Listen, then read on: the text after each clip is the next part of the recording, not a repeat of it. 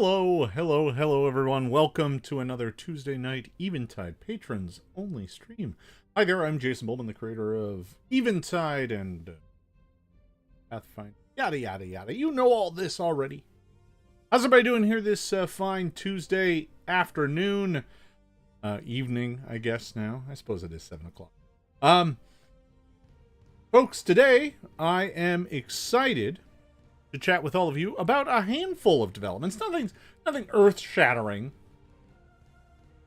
but a number of things that have progressed nicely here over the past week. This is just kind of a news week. There's a whole bunch of work that's been kind of progressing nicely, and I have some things to show and talk about as a result. So, let's dive right into it here. I'm not sure we'll go the full time tonight. We'll see how long the news takes. Of course, I'm always happy to answer some questions and chat stuff. But let's hit the big one first. The big one is the second printer proof arrived. That's right, and this one's fixed. So the previous one, if you recall, a couple weeks ago, I got this one in, and green screen's kind of screwing it up, but I got this one in, and the problem here was that on the inside, you can see from the first page to the inside pages, the darker color was swapped, and as a result, the darker color was on the inside, which, because of the way the margins were set up, actually makes it kind of hard to read some of the text. So, I realized that was a problem. That wasn't up to my standards. So, not that one. This one showed up. So, that same day, I turned it around, I reordered it, I fixed the files, reordered another proof copy. This arrived today. So, this one flips it so that now the darker color stays on the outside, which is much better because the text is far more legible there. The bleed is further out by about 1/4 of an inch. So as a result, it looks great. The inside looks great, much more legible. You don't have the text bleeding into darker colors there. The outside edge is fine. There's a few spots where it's a little close, but all in all, I think it actually looks pretty good.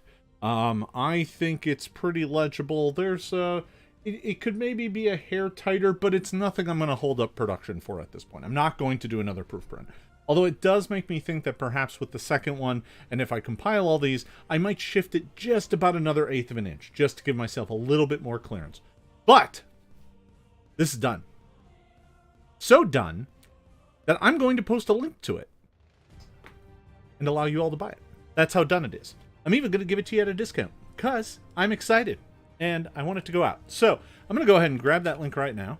I'm going to put it in our chat here, but I will do a post on Patreon for it tomorrow. But I'm going to go ahead and grab the link right now. It's right here.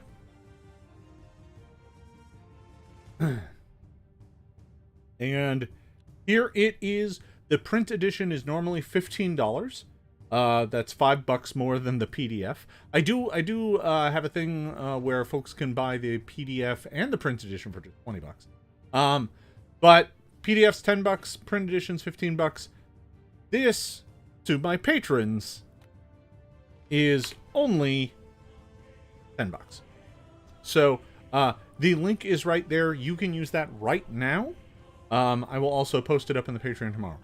This link is good through the end of May. So if you want your own print copy and you want it for $5 off as my thanks to you for being supporters of this Patreon, you can get it from that link. The link is good for up to 100 uses. There's only 89 supporters on the Patreon, so that should be plenty. So there it is. I'm super excited. It looks great. The binding's nice and tight. Everything about it turned out fantastic. I think as a physical product, it looks pretty damn good. I'm super pleased with how the final version of this has come out.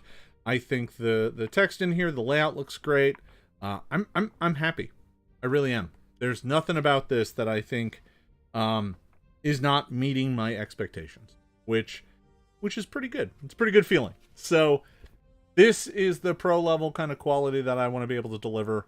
And frankly, I'm able to jump straight to kind of pro level quality thanks to all of you. Your support. That's how it happened. So I'm super excited. I hope you check it out. Yeah, it came today, and I flipped through it and was like, yep, that's it. I was like, we're done here. I'm gonna release it. So my plan is to release both the PDF and POD to the wider public at the end of next month. So all of you are getting it. Obviously, you got the PDFs a while back, about a month ago now. But I'm excited to be releasing it to the general public so they can start to get their first taste of the world of Eventide at the end of next month. So, Tiger Eyes, thank you. Funny part is, see that happen. Yep, one redeemed. That's you, Tiger. You're the first one. So, there we go. Exciting, exciting, exciting. So, what else has been going on? I got 3 other news snippets that I think are worth kind of talking about. Next up, the reason why I'm so confident on this moving forward is because of the progress that's happening on Part 2. Part 2 is coming along nicely. In fact, the art order for Part 2 went out yesterday. So, I finished writing up the art order. I contacted Frost. She is excited and available and is going to start working on the pieces soon. Those have a due date of the end of next month, which is plenty of time. And I'm going to walk you through the pieces that I ordered. Here it is. So, these are the pieces that I have ordered. The first one that I ordered is the giant bee attack. When the PCs, in Part 2, they have to go to the Standing Stone, where they find a bit about Wolfran's old flame. This is what leads them to Jarotha. It's a pivotal encounter, even though it doesn't seem like it when you're there. And when you arrive, you get attacked by giant bees. So I have a Gloamling fighting a bunch of giant bumblebees in this clearing with this giant stone monolith. So it's a half-page piece of a Gloamling fighting bees. This may very well be the cover of Part 2. I don't want to generally use the final or the climactic battle as the cover piece, because I feel like that's kind of a spoiler. This is a lower danger piece that if it's something you encounter early on, you're like, oh, okay, that was the so piece number 1 is a half-page piece of art. Shows a Gloamling fighting a bunch of bumblebees in a woodland clearing in front of a stone model. That's the basic description. I kind of go into what I want out of each thing, but that is the first piece of art. That's a half-pager. I decided for this one to order 2 half-pagers. I think this adventure is big enough and can support 2 half-page pieces. It costs me a little bit more money, but I like having more art. So the second half-pager is the Shadow Serpent fight. This is one that'll definitely go in the book. And this is the penumbrist in the Gaunt lair fighting the Shadows. This is towards the end of the adventure when when Alipar Clifton gets kidnapped, and the players must venture down into the sewers and then into the Gaunt lair. So I wanted one in the Gaunt lair, but I didn't want one with a Gaunt. So what I wanted instead was this Shadow Serpent floating in the air above this corrupted altar in these kind of old elven ruins. I figured that would be a fun looking piece. It's kind of over the shoulder of the penumbrist as she's throwing spells at the snake, and the snake is baring its fangs ready to strike. But it's made of shadow and darkness, so it should be fun. It's kind of a tricky piece to illustrate. I'm going to be interested to see what Frost does with it in terms of composition. But we will see how that goes. Yeah, so generally speaking, for each one of these installments, I'm going to want to make sure my art process for these, to make sure I got a couple half-page pieces so that I can put one on the cover for the adventure, right? So this was a half-pager, right?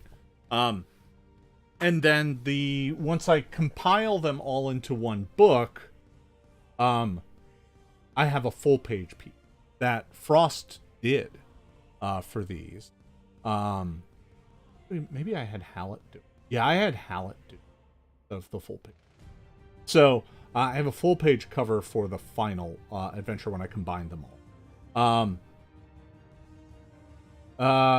Tiger, you're asking about process. I'll get to that here in just a minute. So the next piece I'm ordering is the Shadow Portal. This is at the end of the Gaunt Lair. There's a portal that leads into darkness. I'm having that illustrated. And this is a vignette piece. So think of it like about a quarter-page piece. It's like a full body, no background, but there's no character in it. It's just a place.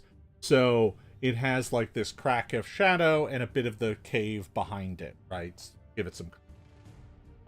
So it's just kind of like a vignette pieces I love in adventures, but you don't see them very often.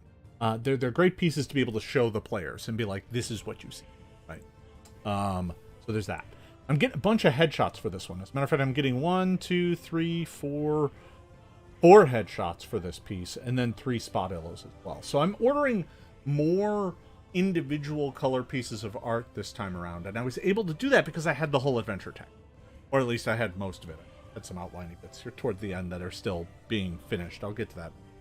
But because of that, I was able to kind of sit down and actually art note out the whole thing. Which actually was a big advantage. Being able to kind of look at the whole adventure holistically and pull together kind of what I needed and figure out what stock art I was going to use. Because I do utilize a little bit of stock art. All of the black and white art you see in Wolfram's Fate is technically stock art. Now, it's stock art that fits my needs particularly well. But it is fantasy stock art. I'd prefer to use that than AI-generated art or anything. I'd prefer to pay artists. So, even if it is just for stock art. Next up, we got headshots. So, I got headshots of Alapar. He's a 60-year-old man. Wispy hair, bright blue eyes, well-trimmed goatee. He has pale skin and plenty of wrinkles around his eyes and brow. A pair of small spectacles sits at the end of his nose. He wears simple leather apron stained with ink over a similarly ink-stained tunic. His expression is one of interest, as if listening to an interesting story. So Alapar's a pretty straightforward, just kind of old. I want him to kind of look like a crackpot, like wispy hair, spectacles, like what? You know, I want him to kind of have that air of like, I don't know that this guy is someone we want to believe, right? Because I kind of want him to kind of look eccentric. So I'll be pushing that.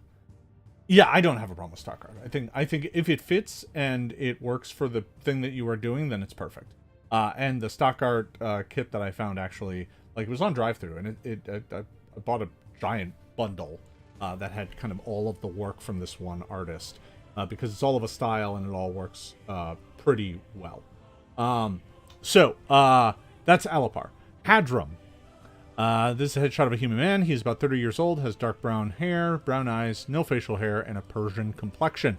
His face is tall, with sharp cheekbones and eyes that are just a bit too large. He has a subtle smile on his face, and his hair is a bit unkempt. He wears a black vest embroidered with gold, and I'm going to provide reference for that, and he's over a clean white tunic. So, one thing that I want to make sure that I do with this piece, and with pieces going forward, is I want to make sure that I start showing some of the ethnic diversity of the world, and making sure that it's not just all, like, European folk. This part of the world is pretty northern, is pretty isolated, but it's still relatively well traveled and traded with other parts of the world. So I want to start referencing that. And Hadram I always kind of had earmarked for someone of, you know, a different ethnicity. So that's Hadram. Jaratha. This is a headshot of a... so, obviously, I'm getting a headshot of Gerotha. She's a pivotal person in. Gerotha is an older elven woman. She has tan skin, as if she spends a great deal of time out in the sun. But the truth is that her skin tone changes with the season, and it is currently autumn. Her hair similarly changes with the season, and is currently a mix of browns and orange. She has a simple wreath of autumn leaves in her hair. The reference piece that I'm going to be including might be her, only much younger. Her expression is one of faint sadness and melancholy.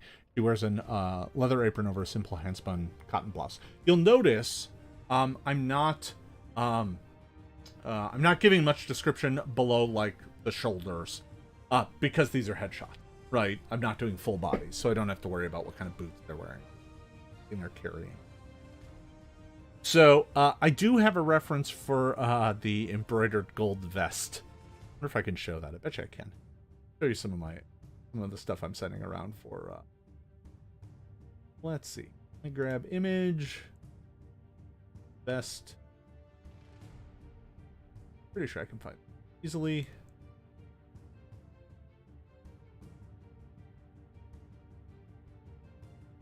Oh yeah, here it is. Let's see. I'm sending this. This is the vest.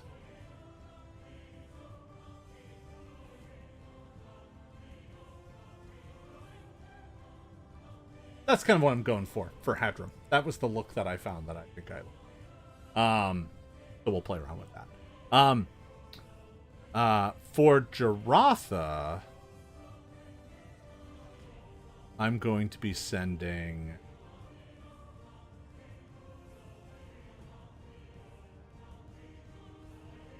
it's way too big. Let's see. Let's turn this on.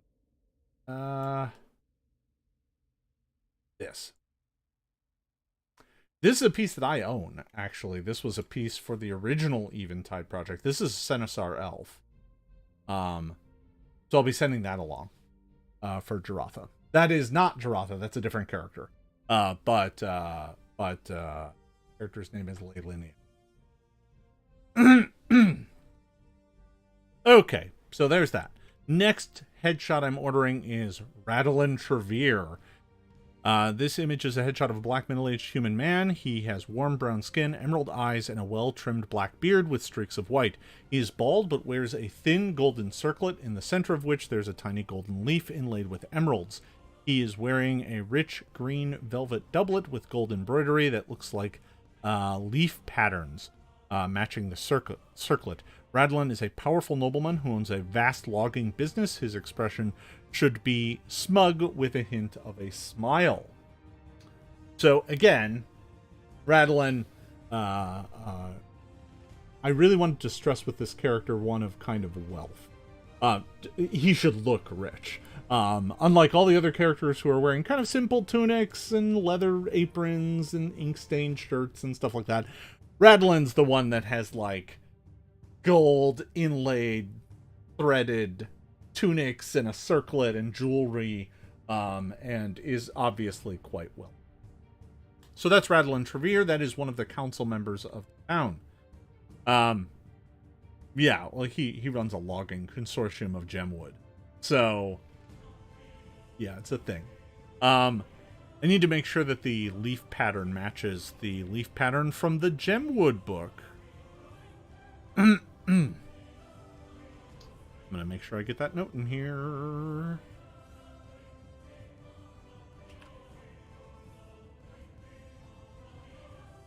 Okay.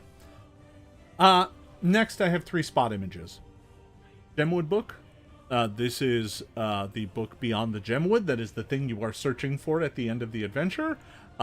This is a leather-bound book with a leaf on the cover, and the words Beyond the Gemwood stamped in gold foil.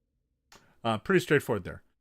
Next spot image is a spot of a printing shop sign. This is for the Black Thumb. So I'm getting the sign, like the wooden sign, that has looks like a hand. The thing painted on it looks like a hand grasping a scroll, but the thumb is covered in black. And then the last spot, the last piece of art I'm ordering are pies. I'm ordering a pile of pies. That's right, everyone. I want you to know that I took some of your generously donated patron money, spent it on an image of pies for the pie eating contest. So these pieces are strategically designed to be scattered throughout the book, right? So what I did is I looked at the overall page count, looked at where all the text was falling, and said, okay, let me put a piece here, a piece here, a piece here, a piece here. And then at the same time, I was also going through all my stock art and figuring out what pieces I had that even fit, and which ones I was going to use. So that is the art order. I'm going to go save that and close it out. Let me see. I think I got some. There's certainly some of the stock art that we'll see in.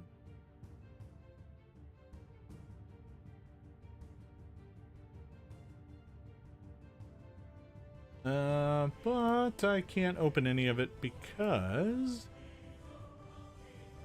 I think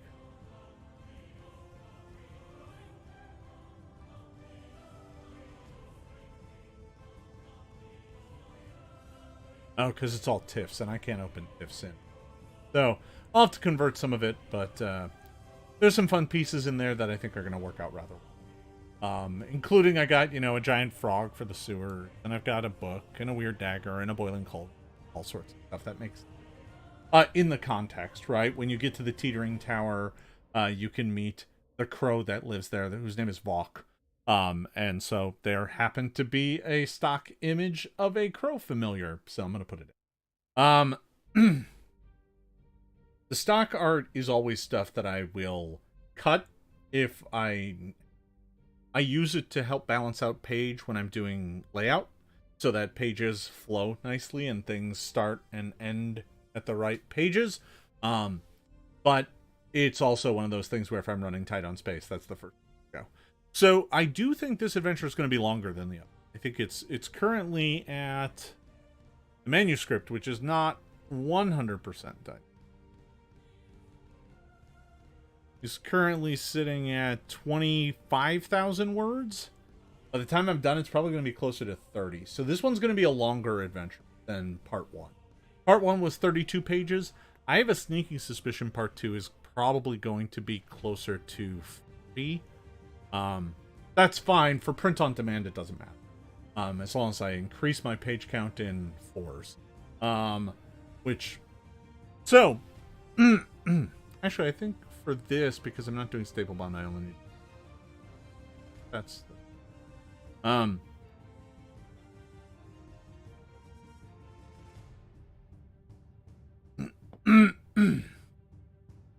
so what happens next? Well, currently I've contacted my artist. I've given them the list. I need to get them a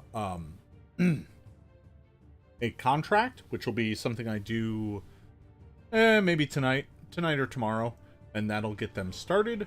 And then we're off to the races. Sometime in a few weeks, I'll probably start seeing sketches. I will approve those sketches or send back notes for revisions. As the sketches come in, I'll either approve them or go, hey, no, I want this. And then I'll get new sketches, and that process will repeat until they've all gotten my thumbs up.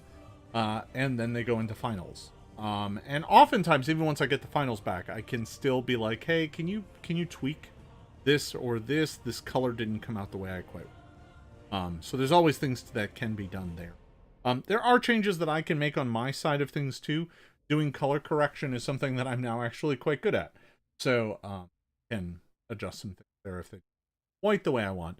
I'd prefer the artist to do it, just so that my piece and the artist's piece match. But that's how it works. So I'm expecting to see the majority of the pieces by the end of next month, but I may actually give Frost until the middle of June. Primarily because it is a lot of pieces, right? There are 7 spots, 2 half-pagers, and a vignette. So I'm ordering 10 pieces, and I want to make sure there's enough time to do. And I'm getting to the point where Frost continues to have availability. I may do all of this adventure with Frost at Central Arc.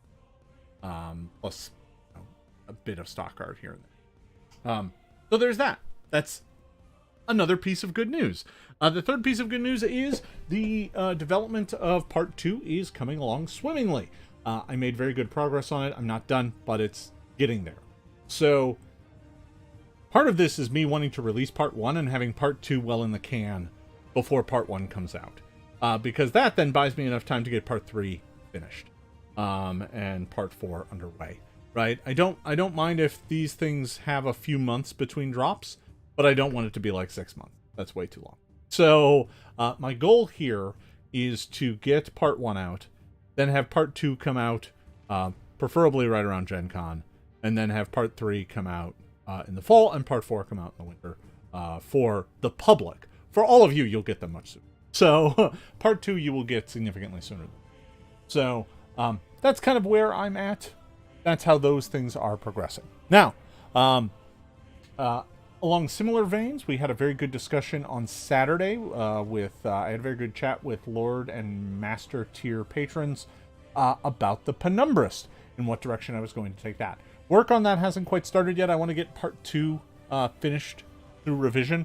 Once Part 2 is through my revisions and I get it off to my editor, Part 3 is already underway.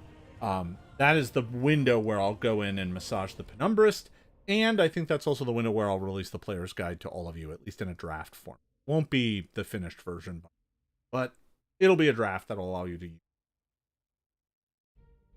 So that is pretty exciting. That work is coming along. The penumbrist, we did a good chat on that. If you haven't watched it, you can always go back and catch that VOD if you have the link. And check that out. I just kind of talk about the class and where I don't think it's performing well. And what still needs to happen to it. So there will be a second draft of that class that comes out here relatively soon. I just want to get Part 2 of Wolfram's Fate out of the way now that I'm done playtesting it. Because that is the other bit of news. Playtesting on Part 2 is 100% complete now. Both groups are done. Both groups are moving on to the next part of the adventure.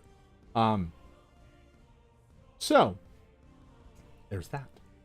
And the final bit of news is all about Paizocon. So Paizocon is coming up at the end of next month.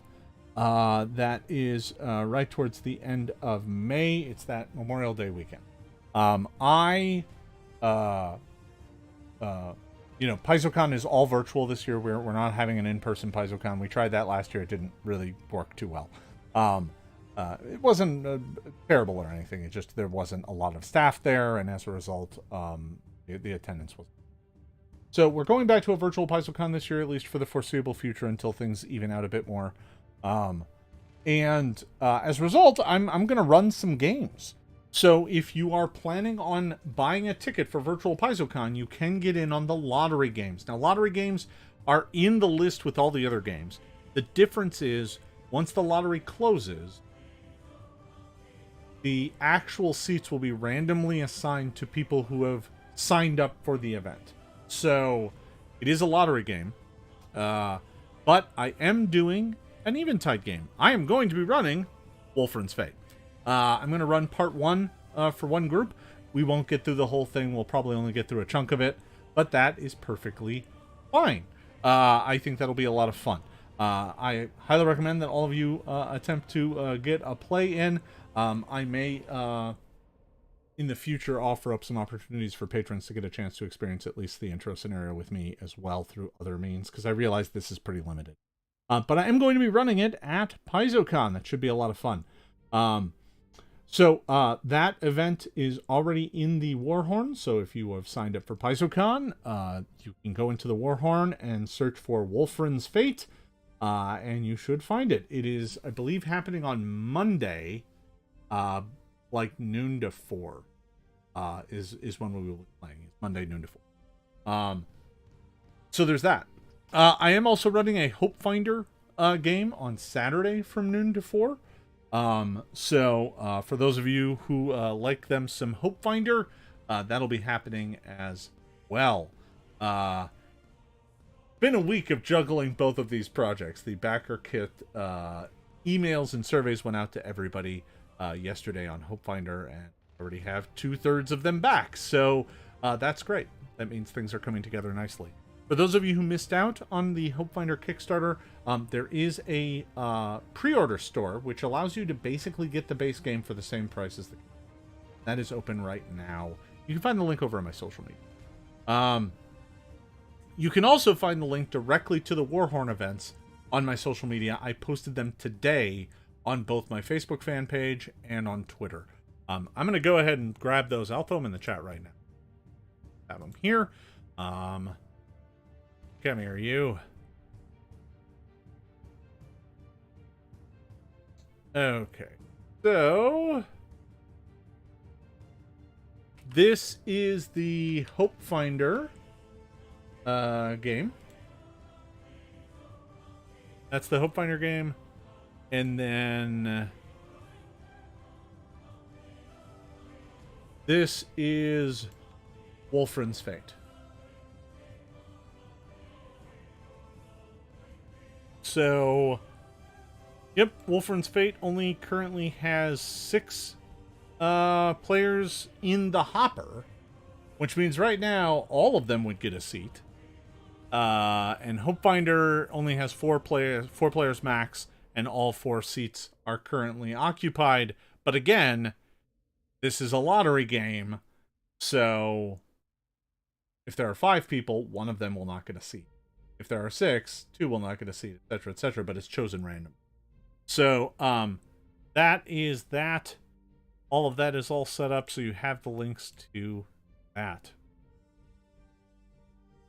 I believe that weekend is also when I'm going to put Wolfran's Fate Part 1 up for sale. And I think I'll probably do a bit of a seminar or chat about it. I'm not sure when yet. I will figure that out and slot it in probably right after the Paizocon official schedule for the day, either Friday or Saturday or Sunday or something like that. So I will do kind of a Eventide public seminar talking about Wolfran's Fate, what it is, what folks can expect from it, and get people hyped for it. That'll also be the point where it goes live on drive-thru. I'll probably also, that'll be the point where I push it live. I'll probably sell it on Paizocon. Not that people go there to find third-party products anymore. So the price, the discounted price is for patrons only. When it goes live for Paizocon, it'll be at the $14.99 price. No. The special price is just for you, folks. But that price is good through the end of May. So it technically goes past Paizocon, because Paizocon is May 26th through the 29th. That coupon is good through the 31st. But again, for patrons. Patrons only. Yeah. Figured I'd knock $5 off. Brings it closer down to cost. It's not quite cost, but it's close enough. The price for Paizocon, yeah, is for the whole show. So let me tell you what Paizocon is before you go and sign up. So we're going to be doing a bunch of seminars. Those are free. You don't need a Paizocon badge to listen to our seminars. Those, I believe, are through Twitch. So those are just available to the public. The price for Paizocon allows you to play PFS events with the judges, allows you to play in the lottery events from the staff. That's the big thing you get from the badge. I'm not sure if there's any other bonuses or tchotchkes or digital add-ons or anything like that. I don't know. I would check the Paizocon page for that. But I believe the primary cost is to play in events on the Discords. Or wherever they're being hosted, right?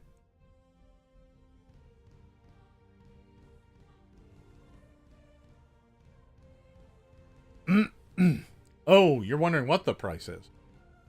I don't even know. $25 or something. Something like that. Let me see. I will open up the page. We'll take them. All right. Well, if anybody has any further questions, that's it for my news. I hope that was enough. We got the printer proof. It's now on sale. The art order for part 2 is out and on its way. Editing and development of part 2 and the penumbrist is underway, and we're doing some events at Paizocon, including an Eventide game. All right, $25. Yeah, that sounds about right. So, I mean, I'll be totally honest with you. I'm not sure it's worth $25 if you're just hoping to get in a lottery game. Maybe it is, maybe it isn't. But if you got other things you want to play, then by all means.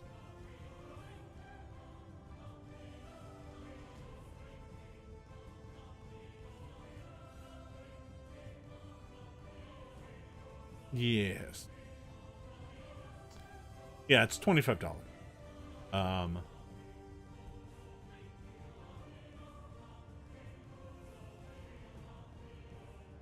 right.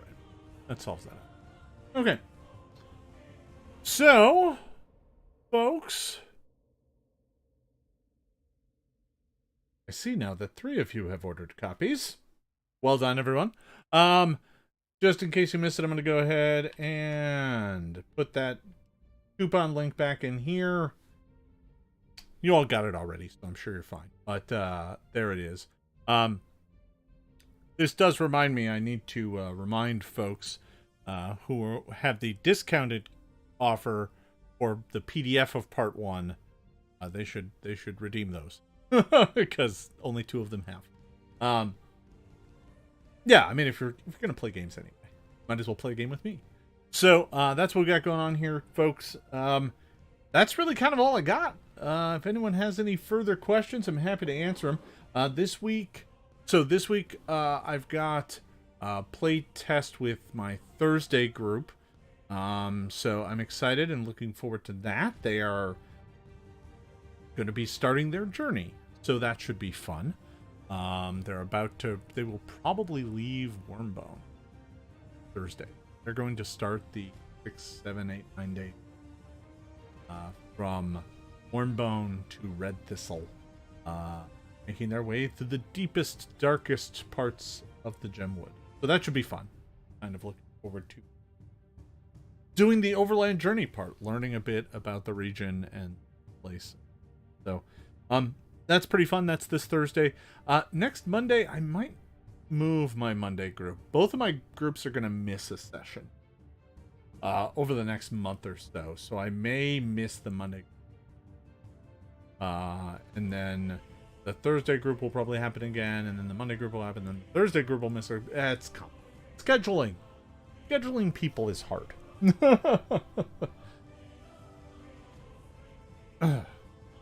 Am I finding the review and edit easier on part 2? Yes.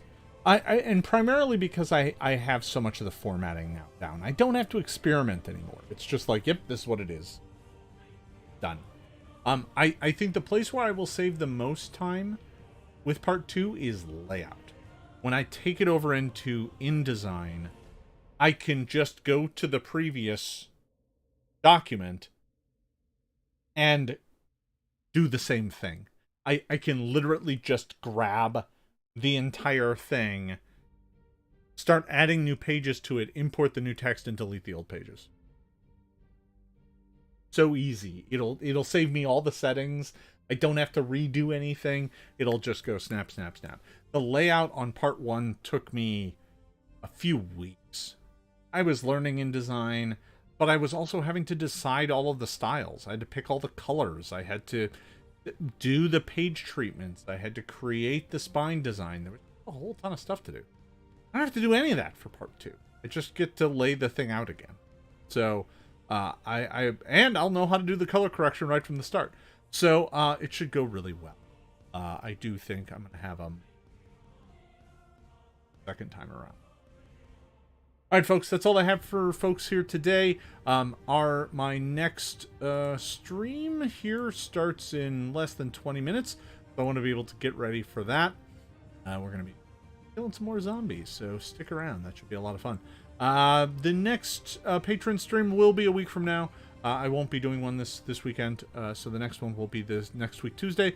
I'm not sure what I'll have to talk about that by then, but we'll be putting in some more work on it over the next few days and over the... So hopefully things continue to progress. Thank you, everybody. I hope you enjoy your copy of Wolfran's Fate. I can't wait for other folks to get it. Please let me know. Show me in the Discord when you get your copy. Know that it's going to take about 2 weeks. That's about how long it takes. From the moment you order it to the moment it gets printed to the moment it gets shipped. Unless you pay for really fast shipping. For me, the shipping took 5 or 6 days. So, because I just paid for media mail. So it may take a little. But thank you, everybody. I hope you enjoy it. This has been a year. I don't know if folks have realized this, but it's been kind of a full year since we really got things going, since we really kicked things off. And I'm excited to finally get some real products out. So thank you, everybody. Thanks for watching. We will see you